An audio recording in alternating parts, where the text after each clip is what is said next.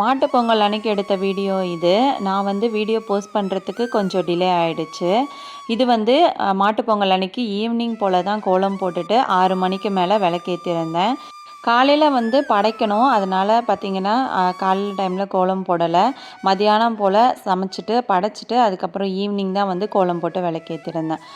இந்த கோலம் வந்து எப்படி இருக்குன்னு சொல்லி மறக்காமல் கமெண்ட் செக்ஷனில் கமெண்ட் பண்ணிக்கோங்க. அதுக்கப்புறமா வந்து கோலம் போட்டு முடித்ததுக்கப்புறமா நல்லா ரிலாக்ஸ்டாக வந்து உருளியில் பூ எல்லாமே வந்து டெக்கரேட் பண்ணிகிட்ருந்தேன்.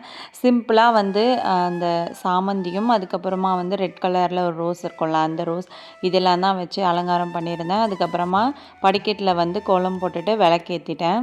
கிராமங்களில் மாட்டுப்பொங்கல் வந்து ரொம்ப சூப்பராக கொண்டாடுவாங்க. காணும் பொங்கலுமே ரொம்ப சூப்பராக கிராண்டாக செலிப்ரேட் பண்ணுவாங்க. இங்கே இருக்கிறதுனால நம்ம வந்து அது எல்லாமே மிஸ் பண்ண வேண்டியதாக இருக்குது.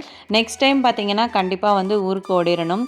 இந்த டைம் லீவ் இல்லை அப்படின்றதுனால ஊருக்கு போகிறதே வந்து கேன்சல் ஆகிடுச்சு.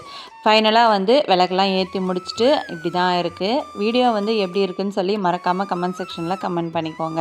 இது வரைக்கும் நம்ம சேனலை சப்ஸ்கிரைப் பண்ணாதவங்க ப்ளீஸ் சப்ஸ்கிரைப் பண்ணிக்கோங்க. இந்த கோலம் வந்து எப்படி இருந்துச்சுன்னு சொல்லி மறக்காமல் கமெண்ட் செக்ஷனில் கமெண்ட் பண்ணிக்கோங்க. உங்கள் வீட்டில் நீங்கள் எப்படி செலிப்ரேட் பண்ணீங்க அப்படின்றதையும் ஷேர் பண்ணிக்கோங்க. வீடியோ பிடிச்சிருந்தால் லைக் பண்ணிவிடுங்க.